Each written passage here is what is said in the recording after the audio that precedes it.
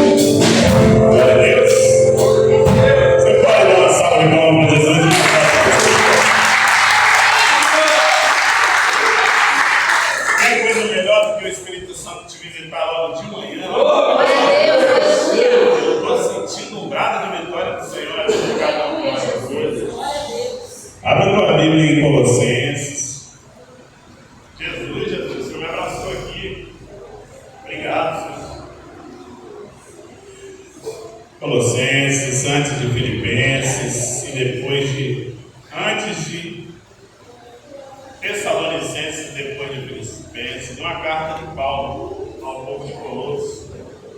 Olha o Felipe aí, rapaz, mão segurança lá na frente, você conhece o Felipe? Glória a Deus. Atravessou a Macedônia, né? Glória a Deus.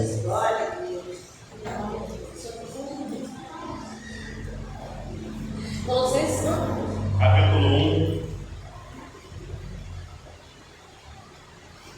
Colossenses, seu capítulo 1. Depois de Filipenses, você está chegando no nome de Jesus. Continua caminhando para Canaã. Cheguei, Samuel. Glória a Deus. Senta aí, Samuel. Senta aí que ela vai te dar agora aí o número aí para você ler.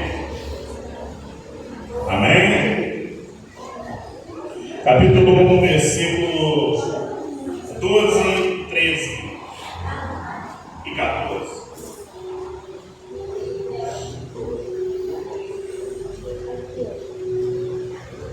Glória a Deus. Amém? Colossenses, capítulo 1, versículo 12, 13 e 14. Quem achou falar aí, oi? Rapaz. Glória a Deus. Ele está dormindo de bebê.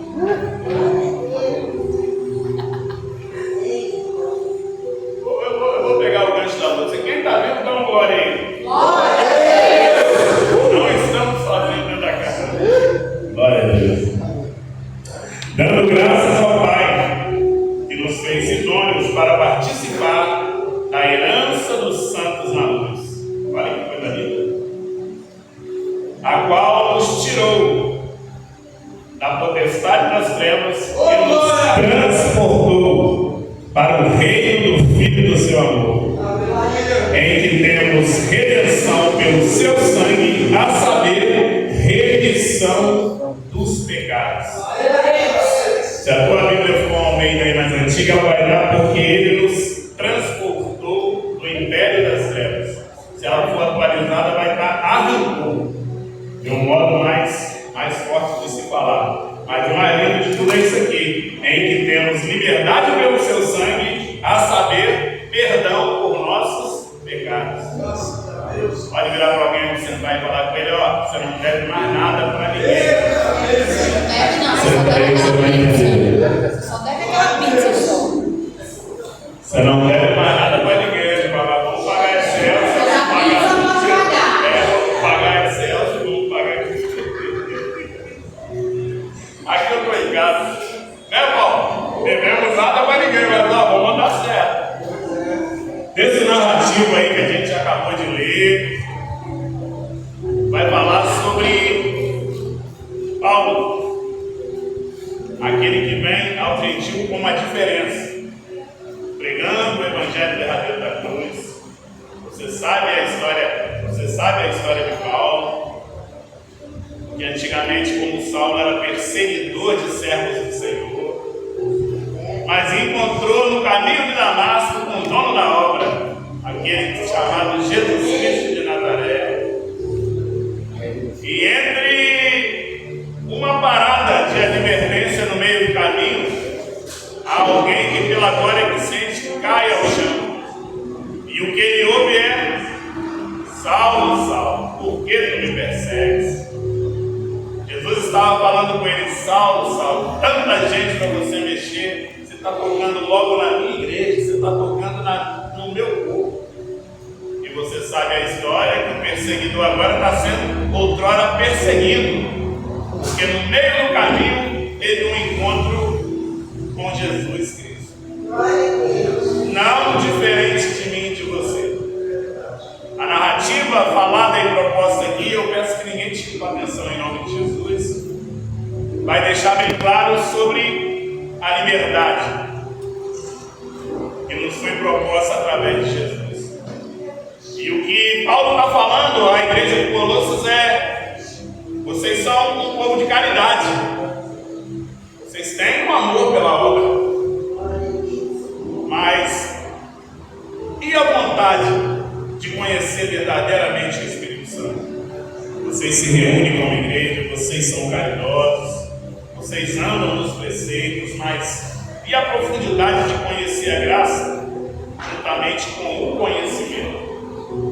E entre indas e vindas no sermão, Paulo está colocando um exemplo que serve para mim e para a tua vida. Glória a Deus. Porque hoje a proposta do Espírito Santo é lembrar de onde ele te arrancou e daí de onde ele te tirou. É você fazer uma introspectiva e olhar para dentro de você mesmo e entender: rapaz, eu não merecia tanto, mas olha eu aqui para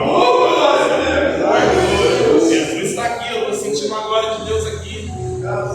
Quem dera se todos estivessem ligados para entender isso. É Deus de uma maneira simples hoje, porque o pregador não vai virar pirueta e sair correndo aqui não. O pregador hoje vai trazer uma palavra de conforto para a tua vida e te dizer: nunca deite sem a presença do Senhor na tua vida.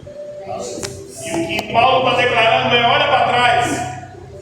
Olha para trás e reveja o conceito de vocês, quem eram vocês.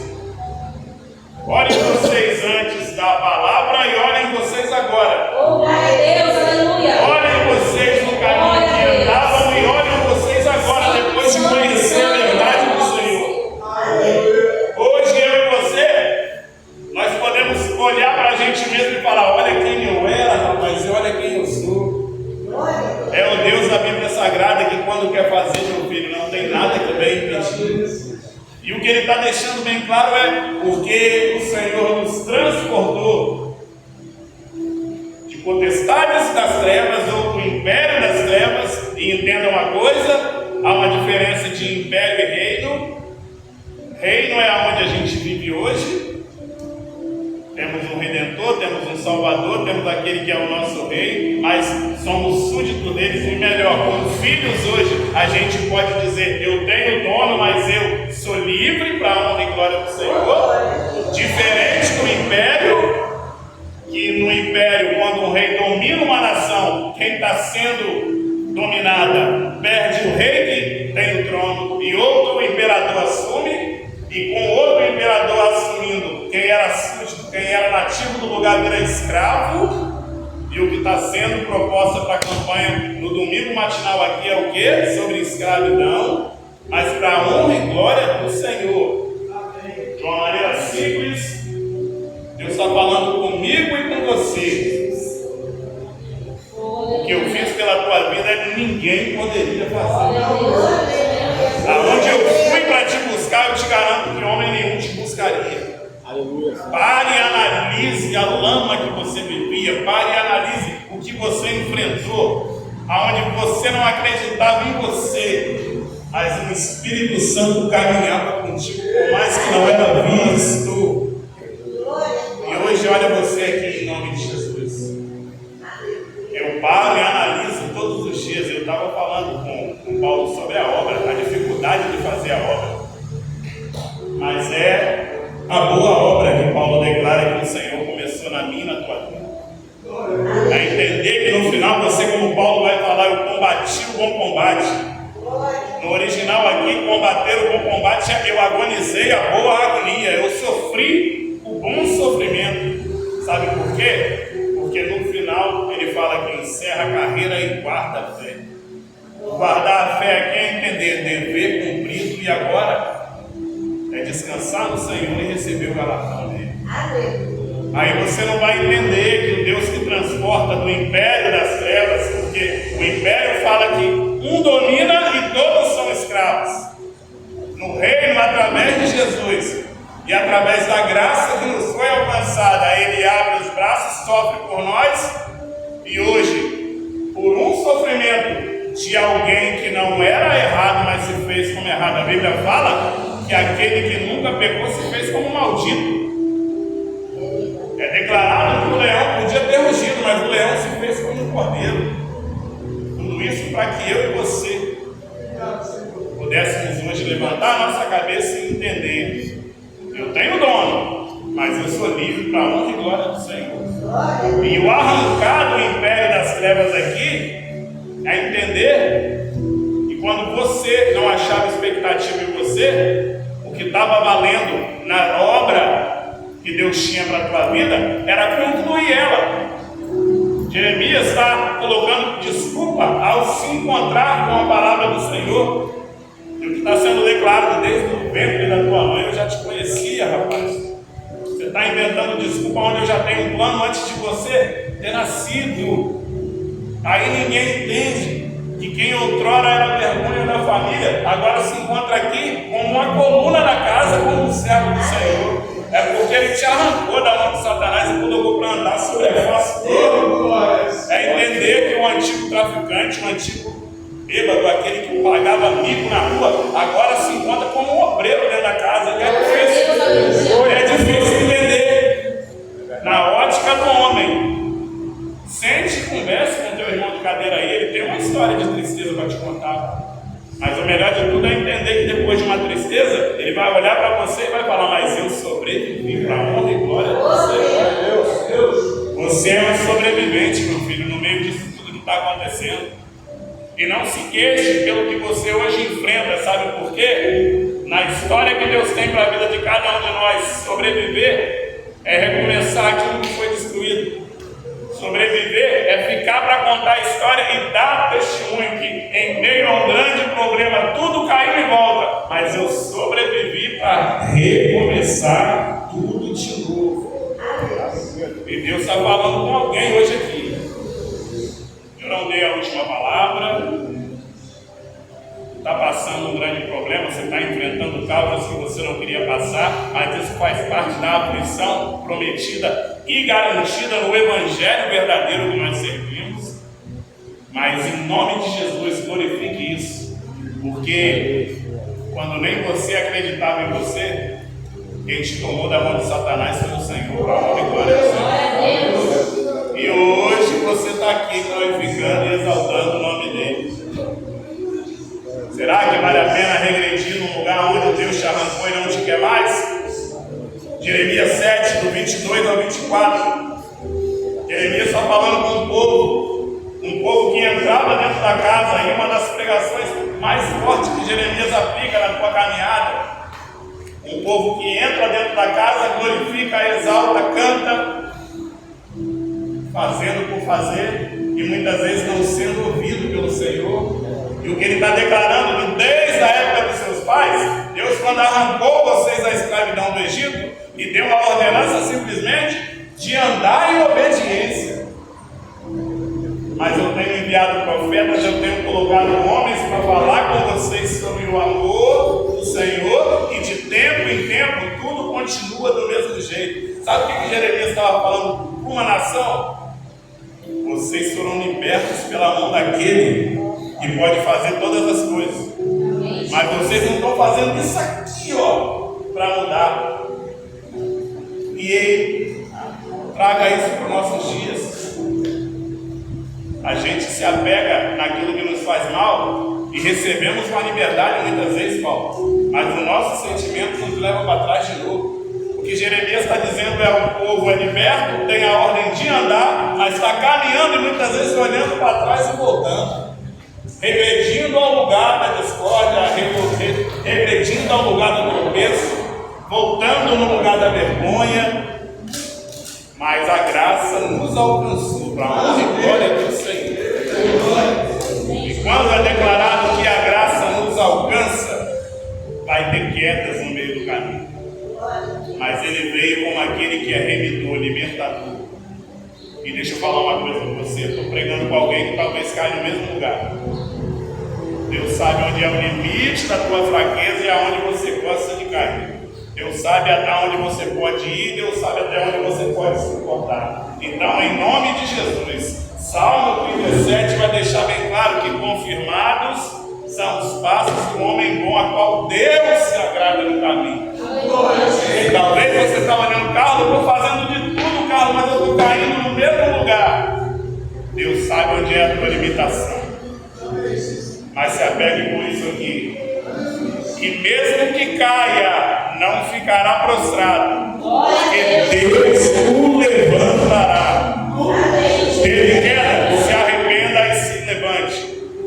Voltou ao lugar onde não era para voltar, se recomponha e volte à trajetória, porque há uma confirmação de Deus sobre a tua vida e sobre os teus passos. O que Deus hoje está falando aqui é: eu não quero perder você para o teu desejo. Volte para o caminho que eu confirmei para você andar. Carlos, mas eu estou caindo todas as vezes. Se levanta. Vou voltar a repetir. Ele é aquele que esquadrinha corações e rins. Em Jeremias 17, versículo 10. Ele está dizendo: eu sei até onde você pode suportar e eu sei até onde você não aguenta. Eu te conheço por dentro aonde o homem não conhece. E de uma maneira simples, eu não sei por que eu estou falando isso, mas alguém tem que voltar para casa entendendo. As aflições desse tempo presente não vão se comparar com a glória que há de ser manifestada sobre nossas vidas. Há queda no meio do caminho, há problemas a superar, mas há trabalhar de Deus na minha e na tua vida, se você estiver disposto a se colocar de pé. E mesmo que caia, não ficará prostrado, porque Deus o levantará. O que Davi está dizendo é: derruba, mas se eu tiver um propósito e uma palavra de promessa, eu levanto. Caia você mesmo naquilo que você gosta, mas se eu sei que você foi porque não queria, mas o impulso falou mais alto, eu te levanto. Só não saia do caminho proposto, porque confirmados são os passos do homem bom aos olhos do Senhor. E de uma maneira simples, o que Deus está falando através de Paulo é: o que eu fiz por você, ninguém faria por você. Aonde eu fui te buscar foi o lugar que te lançaram fora ou te deixaram lá. No monturo do lixo, onde acharam que você não ia se levantar, foi lá que eu te arranquei para se assentar no meio de pessoas que nem você esperaria. Talvez hoje está sentado. Deus está falando de uma maneira simples hoje em Barra Mais com alguém aqui. Glória a Jesus. Pega minha mão e vamos voltar a caminhar. Gente, sério. Pega minha mão agora, mas deixa eu tomar o controle. Você tem me chamado para o barco, mas você sobe no barco e me tem como aquele que foi chamado, mas eu não estou no controle. Me coloca no barco hoje em nome de Jesus. Porque arrancou do império das trevas e colocou sobre a face da tua luz. Você tem dono, meu filho. Se você valorizasse o teu dono, eu te garanto que se você fizesse do jeito dele, muitas coisas que você está passando você não precisaria enfrentar. Olha aí Êxodo 21, depois na sua casa. Quando um hebreu for dado por escravo, depois de 6 anos, há uma liberdade. Era uma lei de Moisés dizendo, há uma liberdade de quem agora está sendo escravo, talvez por uma dívida que devia a alguém, ou se foi vendido pelo teu dono, mas depois de 6 anos, no 7º ano, há uma liberdade para quem quer ir embora. Mas o que me chama a atenção é isso aqui. E se você não enxerga a graça na lei através disso aqui, eu não sei o que você vai enxergar. Mas se aquele que foi colocado no cativeiro quiser continuar, ele é levado a juízes e é colocado nele uma marca, uma argola sobre da tua orelha, dizendo que quem está usando agora uma marca é para todo mundo entender que foi escravo, mas pegou um amor muito grande pelo lugar que estava. Olha que coisa linda entender que muitas vezes Deus te coloca num lugar para te tratar, onde para você é difícil entender. Mas com o tempo, traz isso hoje para os seus dias, traz para os nossos dias. Efésios 4:30 fala que ele tem uma marca de redenção sobre a nossa vida, por isso que o Espírito Santo se entristece e não entristeçais do Espírito Santo, a qual foste selado, marca de liberdade, promessa de vida eterna. Mas quem está dentro de uma casa, talvez 6 anos com o teu dono, está pegando um amor muito grande você pelo dono, está vendo que o dono não é tão ruim assim. É eu e você quando entramos muitas vezes na casa do Senhor e achamos, meu Deus, que coisa estranha. Por que está todo mundo cantando, está todo mundo alegre? É entender que você sai lá da lama, onde para se alegrar você usava uma cocaína, você bebia uma cerveja, e quem está aqui está olhando quando entra e fala, olha a senhorinha cantando, pulando com alegria. É entender, meu filho, que a graça nos alcançou e nós não precisamos ir além daquilo que nós podemos ir, sabendo que Ele nos permite ser alegres na presença dEle. Aí quem está agora aqui dentro achando que está aprisionado porque é uma obrigação estar aqui, está pegando um amor muito grande. E Deus está olhando para você dizendo, você está aqui, mas a porta está aberta, pode ir. Mas quem recebeu uma marca já não consegue viver sem teu dono. E a Bíblia fala que a marca é marca de amor. Êxodo 21, ao versículo 1 ao 7.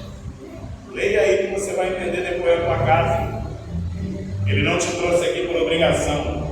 Ele te trouxe aqui para fazer cumprir o que Ele tem para fazer na tua vida.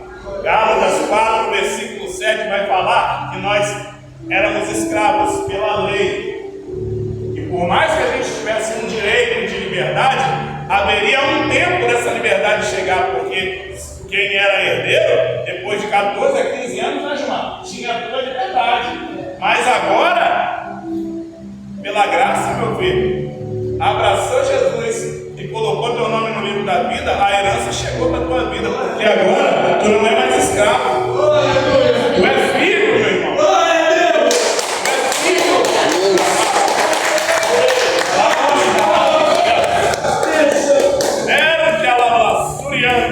É Deus olhando para você hoje e falando, tu é filho. E filho chora aos pés do pai.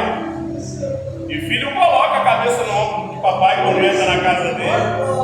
E filho tem intimidade, porque a palavra do Senhor deixa bem claro, porque as minhas ovelhas conhecem a minha voz. Eu não sei você, mas Deus está falando comigo de uma maneira, através de uma simples palavra. O que Ele está dizendo é, se não fosse eu, você não estaria aqui. Se não fosse Ele, você não se encontraria aqui.